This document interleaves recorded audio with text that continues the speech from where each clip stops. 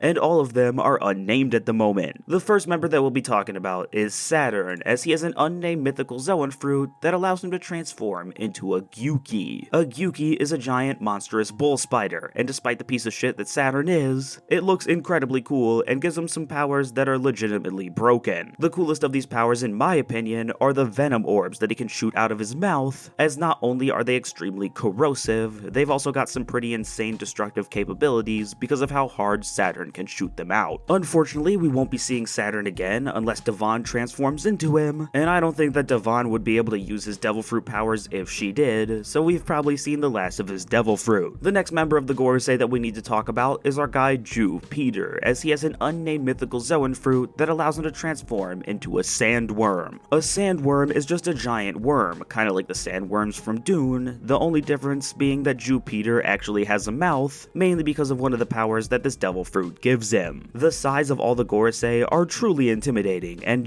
Peter is one of the main reasons for that, as his zoan form dwarfs a lot of things all over Egghead Island. This is showcased through his signature ability of vacuum breath that's so powerful that even giants couldn't escape from it with all of their size. To truly put his size into perspective, Luffy literally has to jam a part of a building in his mouth to get this ability to stop, and that piece of building is barely big enough to do just that. Peter is another one of the coolest Gorosei members, and we're actually going to get to see him again because he wasn't turned into a skeleton by Emu. And for our next Gorosei member, I've been debating which member has the coolest devil fruit with myself for quite a while now, and I now truly believe that Nosjuro has the coolest one. This is because Nosjuro has a mythical zoan fruit that allows him to transform into a really cool creature called a Bakotsu. A Bakotsu is a giant skeletal horse, and the fact that Nosjuro is a swordsman makes this idea even cooler, especially because of the faster movement speed and special powers it gives him. This is because a Bakotsu also has ice powers, meaning that any person that Nosjuro slashes with his sword gets frozen, and any person that he bites while completely transformed also gets frozen. Nosjuro just has the most aura out of all the Gorosei members in my opinion, and even though him being a swordsman is definitely a part of that, it's also because of the fact that he has the coolest devil fruit. Next up, we've actually got another really cool mythical zoan from the Gorosei, as we've got Marcus Mars, who has an unnamed mythical zoan fruit that allows him to transform into an Itsumade. An Itsumade is a giant monster bird with a serpentine body, and it's another one of the rare devil fruits that gives its user the ability to fly. Mars doesn't really look like a guy that would have the coolest powers, but the Itsumade is really cool, and it doesn't only give him the ability to fly. This is because he also seems to be one with lasers, as he went through the labo phase without being affected by the laser beams at all, and can shoot his own energy beam out of his mouth. This beam is also incredibly powerful, as not only can it easily destroy metal structures, it can also ignite flames that are capable of burning and hurting giants. And for the final member of the Gorosei that we have to talk about, for now, we've got the top man Workery. I personally believe that he has the lamest devil fruit out of all the Gorosei members, but it's still a mythological creature at the end of the day, and this one is called a Fengshi. A Fengshi is a gigantic boar demon that's so large that Workery is almost bigger than a giant ship when he's transformed. His durability is heightened even for somebody that has a Zoan devil fruit, as not even Luffy's red rock attack was able to hurt him, and it was actually Workery's exterior that hurt Luffy instead. The biggest thing that Workery's fruit gives him other than his durability are his roars, and they're truly a force to be reckoned with, especially if he uses them around a large group of people. This is because he can infuse Conqueror's Haki into them, and his Conqueror's Haki has to be pretty powerful because it has an effect on Dory and King Broggy, and even managed to affect Luffy in his Gear 5 form. Workery is another character that's going to play a massive role in the endgame of the story, and his mythical Zoan fruit is definitely going to cause some problems the next time that he's on the battlefield. And with that, we can move on to the next mythical Zoan fruit that we need to talk about, and even though we're done talking about the Gorosei, that doesn't mean that we're done talking about the Celestial Dragons just yet. This is because some of the Holy Knights also have mythical Zoan fruits, and one of them is a sword, as Shamrock's sword Cerberus has a mythical Zoan that allows it to transform into a Cerberus. This devil fruit is even awakened, which is why it's in this section of the video, but I'm also so confused as to how that's the case that I'm gonna be confused in this video as well because it still doesn't really make sense to me. This is because, according to Kaido, an awakening occurs when a devil fruit user's mind and body catch up to their powers, and I just don't know how that's possible with a sword. Theoretically, Cerberus didn't even know that it was a thing until it ate a devil fruit, and how exactly does a weapon's mind and body catch up with a devil fruit power? This is something that I really hope that we learn more about in the future, and it's also something that I find really interesting, especially with how many reveals that we've been getting recently. Cerberus's devil fruit also gives him some pretty cool abilities, as through his 3 heads, he can manifest enormous blades from each mouth, and we know for a fact that they're really powerful because of the damage that they did to Loki. While he can spawn these blades, he can also detach his heads from each other, attacking with each blade individually, which makes him even harder to deal with. Since Shamrock has a sword called Cerberus that has a mythical Zoan fruit, I personally believe that Shanks has a sword called Griffin with a mythical Zoan fruit, but only time will tell if I'm right. And with that, we've only got 3 more mythical Zoan users left to talk about, but the last 2 are kind of a package deal, so in the grand scheme of the video, it's gonna feel like we only have 2 left. Killingham is another celestial dragon, as he's a member of the Holy Knights, and he's the only celestial dragon that has a mythical Zoan fruit with a confirmed name. Killingham has the Ryu no Mi model Qilin, making him the 2nd person with a dragon fruit, and the 3rd person that can transform into a dragon. This dragon is the most hacked out of all the dragons that we talked about in this video already, as Killingham, while he's also physically strong, he also has the ability to cause other people to fall asleep, and can even do so from a distance. He can also manifest the dreams of sleeping individuals and bring the things that they dream about into the waking world. This has been shown to us through very serious and funny means, as the most memorable moment for me so far was when he manifested the giant mom that scared all of the giant pirates. Seeing as we haven't even been in the current day for about 20 chapters now, something tells me that we haven't seen everything that Killingham is capable of, but the stuff that we have seen has been pretty damn scary, especially the nightmare monsters that he can manifest called MMA, as these guys are far larger than even the giants, and can definitely cause huge amounts of damage. And with that, we can move on to the final devil fruit and 2 users that we need to talk about in this video, as both Luffy and Joy Boy ate the same exact devil fruit. Both of them ate a devil fruit based on the Sun God Nika, as they both ate the Hito no Mi model Nika. This fruit was thought to be the Gomu Gomu no Mi for almost the entire story up until now, but that was revealed to not be the case when Luffy awakened it during the Wano arc. It turns out that Nika himself was made out of rubber, which is why Luffy is also made out of rubber when he ate the fruit, and this fruit is easily the most fleshed out fruit in the entire series. Everybody already knows about the Gear 5 stuff, but it was because of this fruit that Luffy was able to use his other gears as well, the rubber stuff that allowed him to do and beyond. There have been many theories that the awakening poked its head out before it actually appeared, mainly because most of the time, Luffy's rubber doesn't act like normal rubber. The biggest example of this, in my opinion, is Gear 3rd, as when Luffy first started using it, he would turn really tiny once he was done, something that he fixed during the time skip. This isn't actually how normal rubber would work if it was inflated, but it's how Luffy believed that it would work, so that's why he shrunk after his use of Gear 3rd. With each passing arc, we're gonna learn more and more about Luffy and his devil fruit, as it's easily the most important devil fruit in the entire series, but that only makes sense since Luffy is the main character. With that being said, we've talked about every single mythical Zoan that we've seen in the One Piece story so far, and every mythical Zoan that I wanted to talk about in this video. You would think that I've run out of videos to make about devil fruits, but you'd be wrong, as there are still more subsets for me to talk about, and I'll be talking about pretty much all of them in the future. I'm also sure that we'll be seeing some more mythical Zoans before the series ends as well, but I'm also excited to redo these videos sometime in the future when the series is eventually over. With that being said, I don't have anything else left to say about mythical Zoan devil fruits for now, so I think it's time to end things here. Please join me next time for whatever I post next. Please leave a like and maybe maybe subscribe if you enjoyed the video, and I will see you guys next time. Bye bye.